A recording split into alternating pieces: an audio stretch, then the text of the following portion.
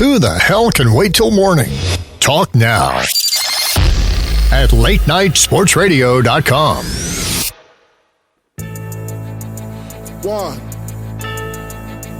two. Check me out right here, yo. Yo, the sun don't shine forever, but as long as it's here, then we might as well shine together. Welcome back into another edition of the Box Seats with Alex B. Smith and Bob Sullivan here on LateNightSportsRadio.com. Here with Alex Smith of AXSmithSports.com, KellyInVegas.com, SportsMemo.com. Alex, how you doing tonight? I'm doing pretty good. We're here at week 3 of the dress rehearsals, so, this is the closest thing we're going to see to the regular season until the actual regular season starts. It's a lot of starters. We got college football starting with a standalone game that's being played pretty much at the other end of the earth. And it's just a good time. Been really busy. A lot of good spots too this week. So it's football season's here. Everybody's saying, preseason. These games kind of really count now, especially with what we're doing. But this is where it's time to pay attention and it's time to really get everything rolling. What do you make of the as far as these Australia games? The Notre Dame will play one in Ireland every other year or something like that. Why? I mean, who cares? Who in Australia cares about? Is there anybody from Australia on Cal or Hawaii? I mean, there might be. But who cares? Who cares outside of this country about college football? Well, the Ireland games, because you got an Ireland game coming up next week, too, with Boston College playing against Georgia Tech. So the Boston College, Notre Dame, I think those two are, splitting every year in Ireland. Obviously, both Irish Catholic schools, a lot of Irish background. They do have some fans that are in Ireland. Notre Dame had a huge contingent of fans that were in Dublin for that game. I think they played 2 games in the previous 3 years there. So that makes those games make sense. But I don't really quite get it either why Cal and Hawaii decided to play a game in Australia. I guess it's just they're just trying to spread the game around nationwide or worldwide rather, I should say. I remember there used to be back in the day, and this is a little bit kind of on the cusp of before our time maybe, but there was the Tokyo Bowl, which I think was from the 80s until maybe the early 90s. And It was an end-of-the-season kind of exhibition for teams. I think it was the Big Ten and Pac-10 teams that just missed out on being in the Rose Bowl. I think that's how that started. And that kind of led into where the NFL had preseason games that were overseas. I remember the Bears and Steelers playing a game in Dublin, I want to say 1997 or 96. So, I don't really get the fascination with taking college or pro football outside of the United States. Like I said, I don't think too many people really care that much, and especially when you start talking about leaving the continent, going to Europe and Australia. And the weird thing that's posed with this Australia game, too, is the time difference is so extreme. The game being played Saturday there, but it's Friday for us. Oh, yeah. Yeah, that is. I mean, and the other thing is, okay, what's the point of, I get, if college basketball goes over to China or something, I think Texas and Washington played a game in China or 2 games in China last year. Right, yeah. Which, it is what it is, but that makes more sense because China loves basketball. They'll watch any kind of basketball. And for the most part, some of those kids on that team are better than what they usually see in the Chinese Basketball Association. So I get it. But with football, what's the point of trying to, it's not like there's going to be a college team from Ireland or something playing college in the, right. It's not like somebody's trying to get an Irish university into football so that they can play in the Big East or in the American Conference. So I just don't understand the point of it. I think it's really stupid. Yeah. And it probably, I just don't get it. No, I agree with you. I'm sure a lot of people are wondering that, and I'm curious when this game comes on Saturday night, well, Friday night. I'm curious to hear, what was the reasoning for it, because I thought at first, okay, well, technically Hawaii is the closest university, in America to Australia, but it's still a 10-hour difference. So it's not a recruiting thing. Like I said, I don't see Hawaii going over there to try and recruit Australian rules football players to come over and play at Hawaii. So maybe it's just an experience just to get for two programs to get their kids to travel abroad. Like I said, the basketball, we see a lot of college basketball programs go all over the world and play summer exhibitions. And then, like I said, certain games that's what the Texas, Washington. I think that was both of those schools had summer exhibitions, which I think is the loophole for practices with the NCAA, and that's why we see a lot of schools travel around the world and do that with basketball. But with any other sport, even baseball, you wouldn't see you see college baseball teams travel down and play major league teams for spring training, but you wouldn't see one go play a team in Mexico or Cuba or something for a trip. That just wouldn't happen. So I really don't get it. But anything that hell, it's an excuse for us to watch a college football game a week early, then we'll take it. But it doesn't make sense. I agree. Yeah. All right, so let's get into the week 3 NFL. We'll go back to college football here in a little bit, but. Week 3 NFL, get your dress rehearsals. You're going to get extended time from some guys. What caught your eye as far as lines this week for week 3 in the preseason? Well, it's interesting. I feel like I kind of teased how I was going to approach this week last week. I didn't play a lot of games. I played 2 games. I split them. And ironically enough, the 2 teams that I was on last week, I'm on this week, but in different ways. And there's a lot of good lines that I jumped on early that have moved. I jumped on 4 plays right away on Monday, and I've gotten value on at least 3 of those moves. So I'm pleased with that. I've been doing well beating the line so far this preseason. That's why I've gone 4-1 so far. So that's been nice. But it's been interesting because you got a lot of teams that are dealing with a lot of different issues that would normally be corrected by now. Look at Denver with the quarterback controversy. They named Trevor Siemian the starter, even though he looked horrible last week. All 3 quarterbacks looked pretty bad last week. They got blown out by San Francisco. But now they're saying Siemian's got a shoulder issue. He should play and be fine, but he's got a sore shoulder, so he's limited in practice. The way that Gary Kubiak was talking, it sounds like Mark Sanchez is the odd man out right now, which makes sense. If you're going to run with, it's easier to run with 2 younger quarterbacks struggling than have a veteran struggle, because you can use that spot and have another. Teams don't really like even carrying 3 quarterbacks throughout the year, so it makes more sense if Simeon's the top guy as of right now, and obviously you spent a first-round pick on Lynch, that de facto makes Mark Sanchez the odd guy out in that situation. So I'm curious to see what I'm not going to have any action in that game as they'll host the Rams. But I'll definitely be watching the replay of that game, and I'll be keeping an eye on it.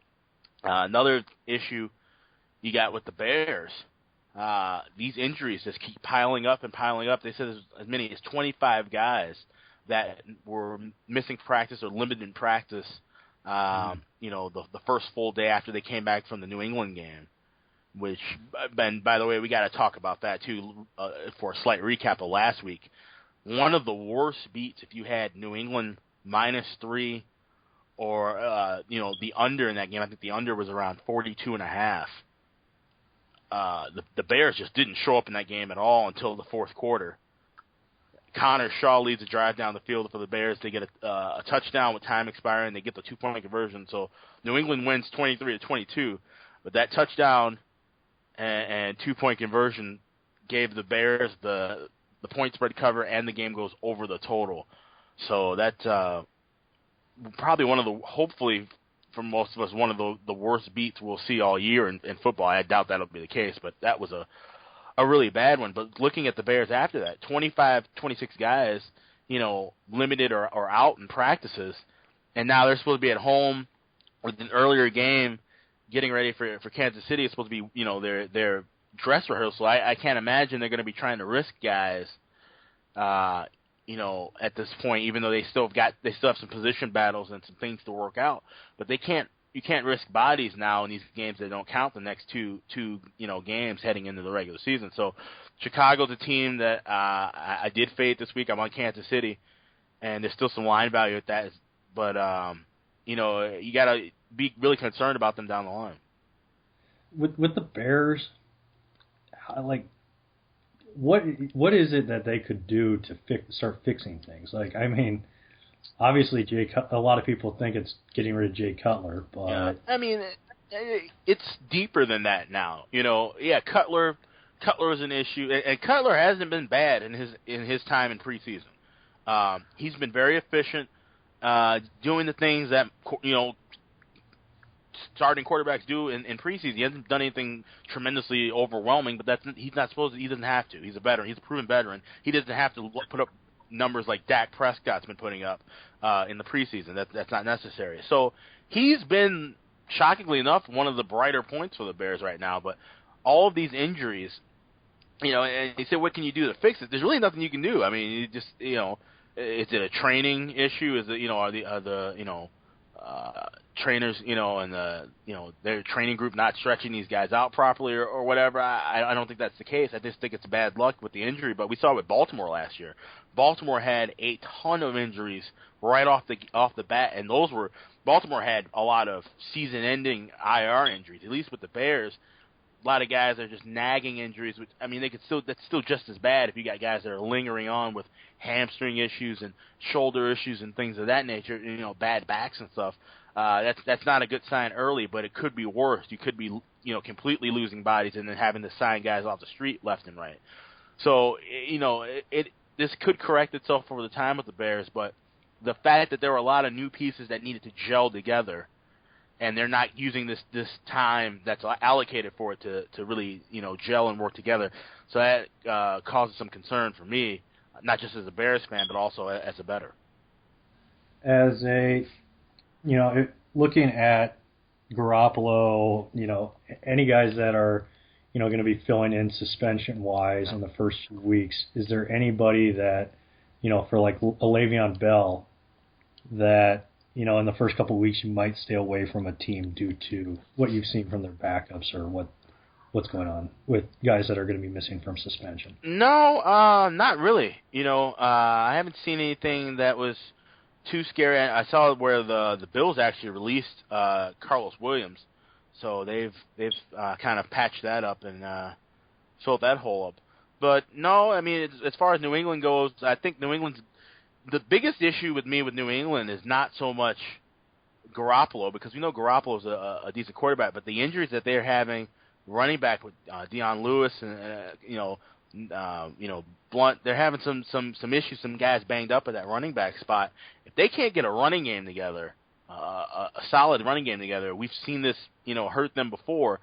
It'll be interesting to see what exactly they're able to do, because Garoppolo was going to kind of really be counting a little bit more on the running game. I'm sure he's going to be handing off the ball a bit more in those first 4 games of the season.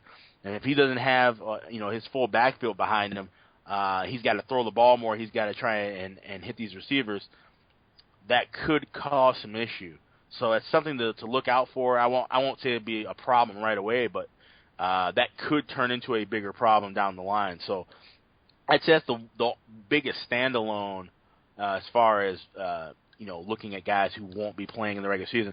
Obviously, look at the defensive issues with Dallas. I don't think that'll be a major issue unless we start seeing some bodies pile up, some injuries pile up in that. And with that defense, they got a pretty deep set going. So that'll be solid. As far as with the running back with Bell, they've got Williams. They've got a couple other guys that are back there.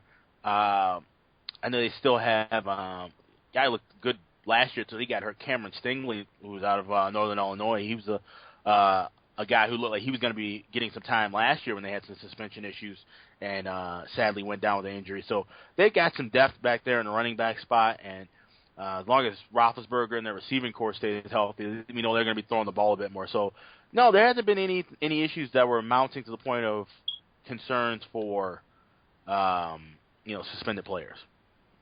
Is there anything to take away from this dress rehearsal to carry, I know it's to carry into, take your notes for week 1. Yeah. But is there anything that you can take away this week that'll help you for week 4 of the preseason? Yes, there is. If you notice, with certain teams, if you're following certain teams, position battles, if you see a lot of guys really, especially maybe some reserve guys that have been doing well in camp, if you see them really lock up some spots, and look good in this dress rehearsal game, or especially quarterback, let's say Trevor Siemian comes out and plays, extremely well in this game Saturday, and he nails down the spot for starter in week 3, going into week 4. All right, well, we know that means he's probably not going to get any kind of playing time, especially since he's dealing with a sore shoulder. He won't get any playing time more than likely if he can nail down the starting spot for week, in week 1. He won't play in week 4. So that's Paxton Lynch, and if he's still around, Mark Sanchez. Well, if it's Mark Sanchez starting week 4, he knows he's playing for his job. He's probably playing for his career. I might be inclined to possibly look at playing Denver week 4 if that situation arises. So little things like that, if position battles get wrapped up, you got a lot of guys that week 4 they're playing for positions for to be on the practice squad, or guys that are playing to possibly be noticed. So come free agency time they can be picked up, things of that nature. But I usually tend to not really play a lot of games in week 4, like I said, unless some kind of extreme situation arises. And we don't have a lot of cluster situations with teams playing each other preseason and regular season. We do have a situation like that this week, and we'll talk about that later in Best Bets. With looking at Sanchez, does it shock you how far he can, he was never very high to begin with. He was the 5th overall pick for the Jets. Mm. But, he still led 2 teams, well, not led, but he was a halfway decent quarterback for the Jets when they got to the AFC Championship. He can't be a god-awful quarterback to get to the AFC Championship 2 years in a row and beat the Patriots in the playoffs. I know that defense was unbelievable for the Jets, but still, I felt like Sanchez was held back a little bit when he was with the Jets, and that affected his career a little bit as far as what he could do. And then when he went to Philadelphia, he had a couple good games with Chip Kelly. I don't think that it's just shocking to me that he's just has no, this is it for him. This could be it for Mark Sanchez. And it just, I feel like he could be a good fit, as a backup for Carson Palmer or somebody like that in Arizona. But I just don't get it how he's just, just falling off the face of the earth completely. It happens. It doesn't happen as much to NFL quarterbacks as it does maybe in other positions in sports, but it can happen. And like you said, with Mark Sanchez playing those good Jets teams, that really was the strength of their defense. And when people always use the manager defense wins championships, those Jets teams wouldn't have gotten that far without their defense. The same way I always say, you look at the Bears. Rex Grossman played in the Super Bowl. That wouldn't have ever happened without the Bears' great defenses from most of those years in the early 2000s. So he was. I will say this for Rex Grossman: he was very good for half of that year they went to the Super Bowl. He was an MVP candidate halfway through that year that they went to the Super Bowl, and then I think it was the game in Miami that turned him into a shell of a human being. Grossman had more raw talent than Sanchez does, in my opinion. We saw Grossman's got a power arm. We saw that even when his last days when he was with Washington and he had to come in. The guy's got a power arm. It's just that he couldn't put it all together. And that's the thing with Sanchez. Sanchez, I never really saw what the glaring, drive home, point of his game. It wasn't that he wasn't super quick and agile. He didn't have the power arm. He wasn't, a master play caller, a guy who can change things up like a Peyton Manning at the line of scrimmage. So he never did anything exceptionally well. but he was just good enough. He was a man. He was one of the best manageable quarterbacks around. And like I said, yeah, he'll probably be around another 6-7 years possibly as a backup. But I think this. When I say this is it for him, I say this was probably it as him competing for a starting job. He'll pretty much just become a Matt Hasselbeck type. I feel like for the rest of his career, if he doesn't have a chance to win the spot here in Denver. So, yeah, I'm not gonna say his career is completely over, but I think his career as a legitimate NFL starter has kind of hit its peak. All right. Well, let's get into some of these the lines this week. As far as, was there anything in these rivalry, quote unquote rivalry games, Jets Giants? I guess that's really kind of it. Yeah, that's the only one. But is there anything to read into that one now that Rex Ryan's not coaching the Jets? No, I don't think it'll be. You can. These are the games where you can kind of look to, try and maybe find some trends. There are a lot of matchups that, for some reason, take place over and over in Week 3 and Week 4. I know one of them, the Bears play the Browns next week, and that I feel like I've watched that game in Week 4 for at least the last 3 or 4 years. So if you find little spots like for example, Giants and Jets, these teams have played each other in the preseason. I want to say, I think 3 of the last 4 years. I know at least the last 3 years. And it was interesting because I want to say 2 years ago, these two teams played each other, but they also had each other listed Week 10 of the regular season as well. Despite that, the last 3 times they've met in the preseason, this game has gone over the total with an average of nearly 50 points a game. So something to possibly keep an eye on with that total right now sitting at 42. You might want to look into, what both those teams are trying to work on and how long their starters are going. If you look at the Giants, for example, too, their offense has been very bad. I mean, they were shut out last week, looked horrible against Buffalo. The offense really hasn't got anything going, so kind of hard to look at a over trend with how the Giants' offense has been doing. But at the same time, this is the most playing time the starters will be getting, so we could see more of an effort and emphasis on doing well offensively. So there's some takeaways from it, but not many. It's not not full-on rivalry like you would expect, a division battle in the regular season. Is there anything with the Redskins? But are you, with the whole Josh Norman, suddenly talking all the time? That's one thing that confuses me. Well, it doesn't confuse me. I get what's going on. Every year there's a breakout cornerback that the year before nobody knew about, and then all of a sudden they're talked about as the best corner in the league, and then the following year they're just annoying as hell in the media. Yeah. This year it's Josh Norman. Right. When Richard Sherman started talking, I didn't mind it. It was, I thought he was entertaining, and he had been doing it the entire time. Yeah. It wasn't anything new with him, but Awesome was another one that was kind of quiet after everybody found out how good he was before he went to Philadelphia. Mm-hmm. But do you see any problems on the horizon for the Redskins with the newfound Josh Norman that we're seeing? No, I don't think it'll be anything too major.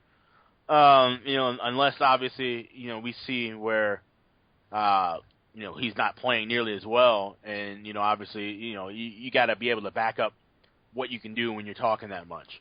So we know he's talented, shut down, get corner, and I don't see where this is going to detract from anything.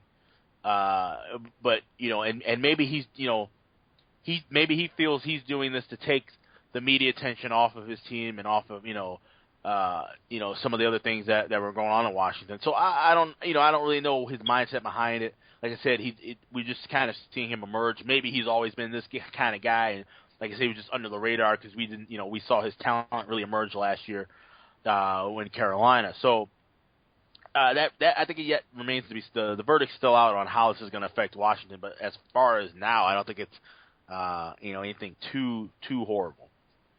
Mm-hmm. All right, well, let's get into our best bets for – actually, before we get into best bets, quickly, you had talked about in college football staying away from win totals and whatnot. Yeah. And you said case in point this week was Notre Dame. Yeah.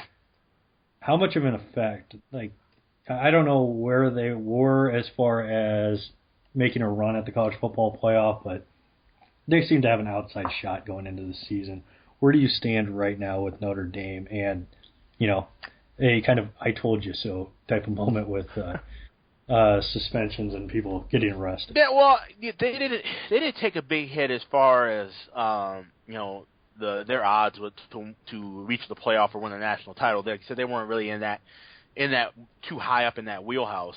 And this isn't the biggest of hits. It's not like losing a quarterback or a running back or top wide receiver. Granted, they're losing 2 stars, and they did lose. This is the corner. I'm blanking on his name. There's the first guy who was kicked off of the team, because keep in mind, even though 4 of the guys have been suspended indefinitely, there's a lot of criminal charges pending. There's a lot of other things. More than likely, these guys are probably all going to be dismissed from Notre Dame, in given time.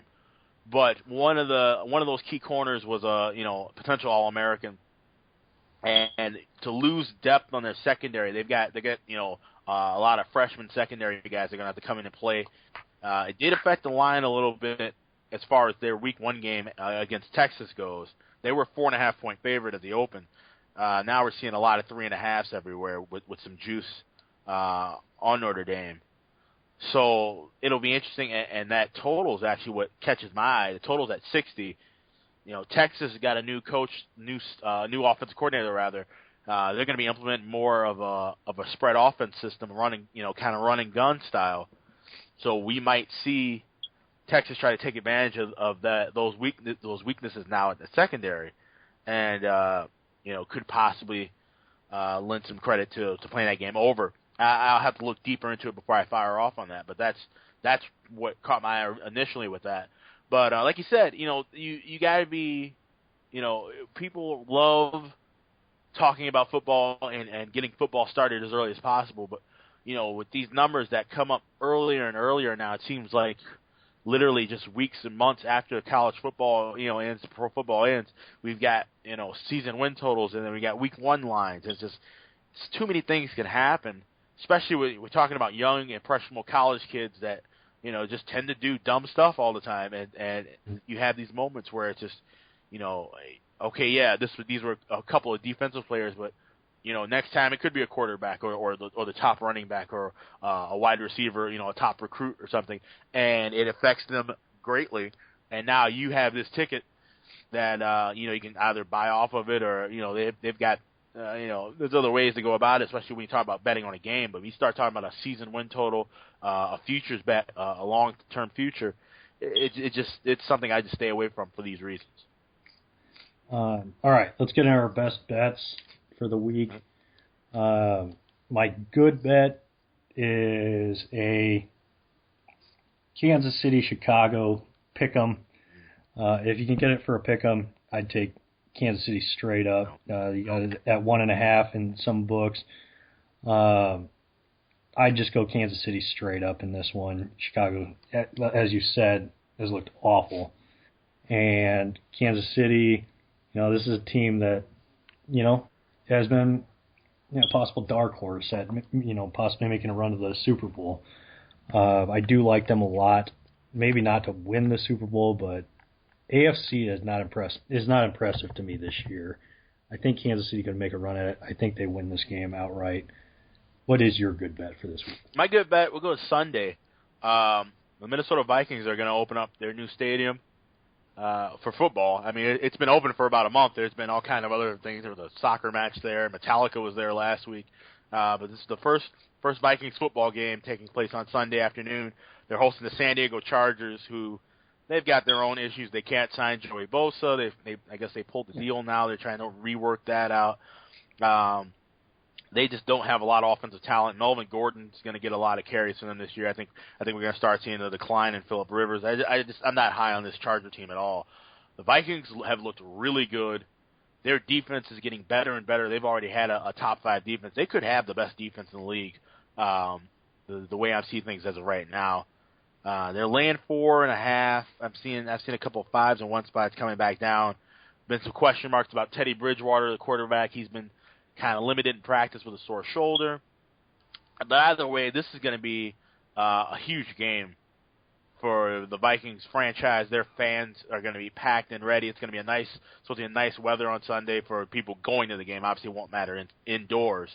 But I think that's going to be a really fired-up fan base, fired-up crowd, and I think the team's going to really rally, kind of like we saw with the LA Rams in that Week 1 game against Dallas. I think we're going to see not as much hype and enthusiasm, but something close to it. So I like laying the points with the Vikings on Sunday.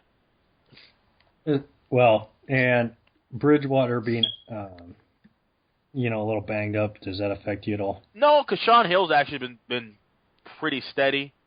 He hasn't done made a ton of mistakes, which that's what you want, especially when you have, like I said, this great Viking defense.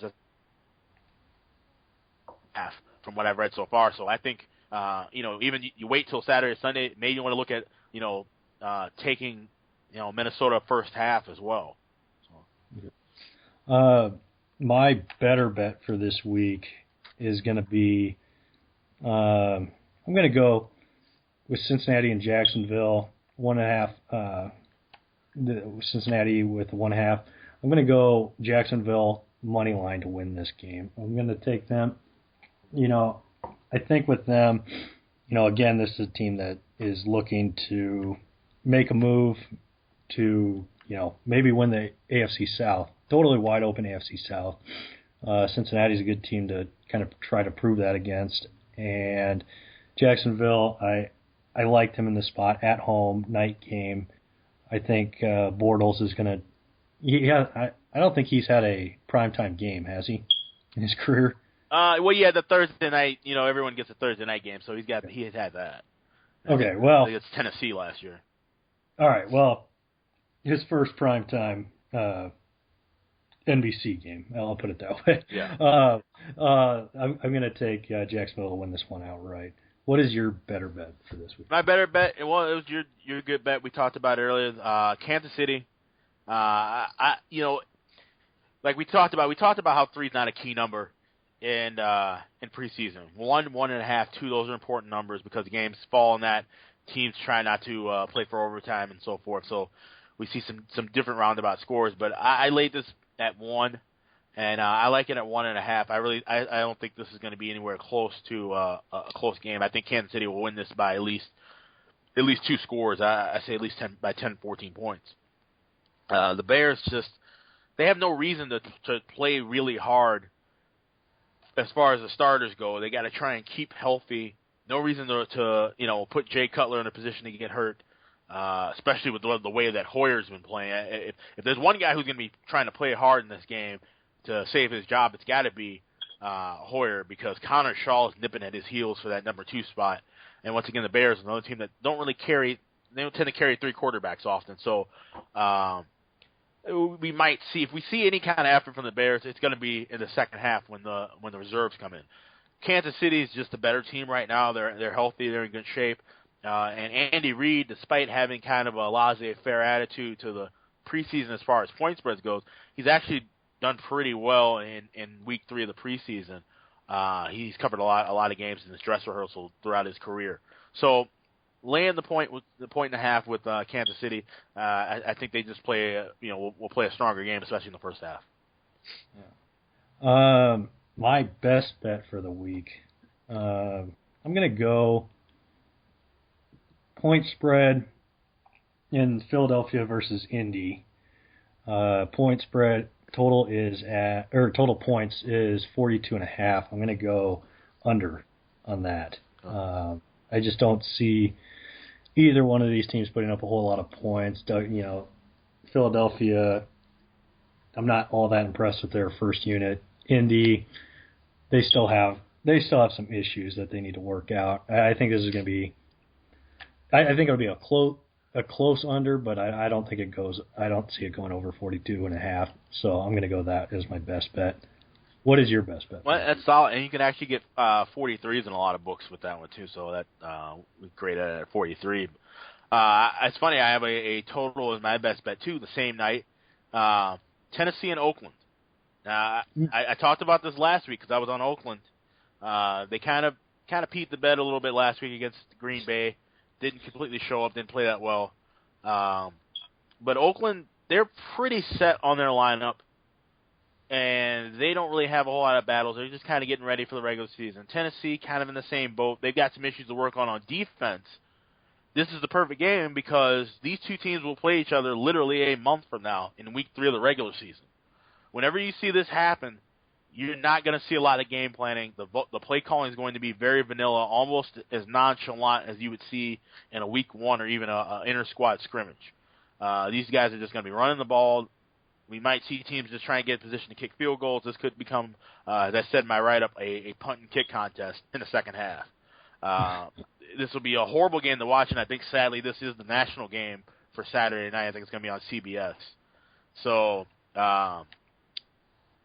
there's going to be plenty of other things to watch on TV Saturday. There's some good boxing and UFC on. That's what I'll be watching. But I will be flipping back and forth to see if this game goes under the total of 43. I don't expect much of anything to happen, so that's my best bet for this week. I have one question. Yes. All right, Roberto Aguayo or whatever his name is from the Bucks. Does he make it through the season? Probably not at this point. We were talking about it last week, and missed the field goal or missed the extra point at the start. Then he missed 2 field goals. Then they had the inter-squad scrimmage where he goes 3 of 6, and then I guess Tampa Bay invited their season ticket holders to the scrimmage, and they started booing him rather loudly. He's hired a kicking coach. He hired former kicker Ryan Longwell, and he also hired a therapist. And they're saying that it's strictly mental. They're saying that he's getting jitters. He's not used to the big stage. I actually thought it was him adjusting to, and I've heard a lot of people who are more credible as far as kicking goes. And I used to kick at one point too, but the difference between the college football and the NFL ball as far as its size and shape does have a big difference in terms of kicking. And so some were saying that might have been the issue, but whatever the case is, he's got to get it worked out within the next week and a half. And you got to think that at some point, maybe behind closed doors, the Tampa Bay is already working out kickers somewhere. And they're probably scouting teams that are still carrying 2 kickers. So you hate to say, wow, a second-round draft pick and a kid who was one of the best college kickers of all time, could he end up being cut in his rookie year? I don't think he's going to get cut in the month of August. But if this keeps on going in the regular season, I'd say that, certainly before the end of September, they'd have to be looking at another option. Yeah, if I had to bet, he would be on the chopping block as far as cuts go in season. That's the risk with drafting a kicker in the second round. Yeah, and that's the thing too. I understand drafting him. I completely understand that, but I didn't understand them trading 2 picks away to move up to the second round to draft them. There weren't a whole lot of teams that were in dire need of getting a kicker. There were other teams that are looking around and need kickers. Atlanta's a team that's been looking for kickers. Obviously now the New York Giants are trying out kickers, but that's a different situation. But there was not really, unless Tampa Bay's general manager heard somebody say something that made him jump and say we need to get him right now. I can't imagine how many teams are going to rush out and even try and draft Aguayo past the 5th or 6th round. So it's baffling that they did that.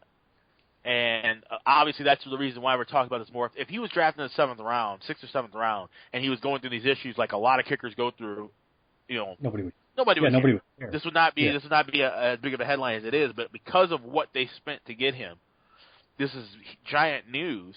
And it's going to be interesting because I know a lot of people having their fantasy drafts throughout the week. Obviously, there's no reason to draft him in your fantasy team, but should he get this kind of straightened out, he might be somebody looking, you want to look at on the waiver wire because this guy does have a power leg and an accurate one. Everything he's dealing with now is between the ears. So if he gets that worked out, fantasy players might want to keep an eye on him in the waiver wire later on if they've got a kicker that is going to be on a bye week or something. But as far as their team goes, Tampa Bay, I think they've got a multitude of other issues that are going to keep them from winning ball games this season. So having a kicker that's dealing with some issues won't be too bad. Well, on that note, before we get out of here, do you want to tell everybody where we can find you on Twitter, the internets, and anything going on your website this week? Yeah, follow me on Twitter at AXSmithSports. Going to have another special sale up before the full regular season starts. I got 4 games that are up right now for sale. You go to AXSmithSports.com, you can get all 4 of them and the 2 games I have in college football. So all 6 plays was just $69. And then any plays that I add over the next 7 days will also be included in that. So that means there'll certainly be a few more because I'm firing off things as I go first and second halves, and, of course, getting more college football plays going on. So all of that will be included in my 7-day package, just $69 at AXSmithSports.com. For anybody who wants my NFL individual plays this week, I got 1 play on Thursday, 2 on Saturday, and 1 on Sunday. You can go to sportsmemo.com and get my individual plays, or you can get any of my packages up there as well. So check out all the stuff that I've got going on the different websites, and going to have some more content as far as blog stuff goes on AXSmithSports.com once the regular season gets underway. So, Bob, what do you got going on for this week? And you're going to be on SB. That's right. Nation. Yeah, tomorrow on. I'm glad you remembered that. Tomorrow night, it airs at 8 Eastern on SB Nation Radio. So check your local listings. I think it's about 100 stations over the air, but you can also check it online at podcastarena.com. I'll be on Wager Talk Radio with Scott Spreitzer and Marco D'Angelo and all those guys. We'll be talking college football, and there'll be a lot of talk about the Big Ten and the MAC. Obviously, those are the 2 conferences I follow deepest. So, and there'll be a lot of great conversation involving college football. So definitely check that out tomorrow. I'm really excited for that. I got all my notes and stuff ready for that. So that'll be on 8 p.m. Eastern. And check your local listings, and it'll be up throughout the week on their podcast spot through wagertalk.com as well. Okay. Awesome. Well, then, on that note, we will see you next week, Wednesday, talking some more, Week 4 NFL preseason and Week 1 college football. It'll be here. Yeah, for sure. And talking, that beloved Australia game that we are so excited for. So we will see you next week here on the Box Seats with Alex B. Smith and Bob Sullivan here on LateNightSportsRadio.com. Have a good night.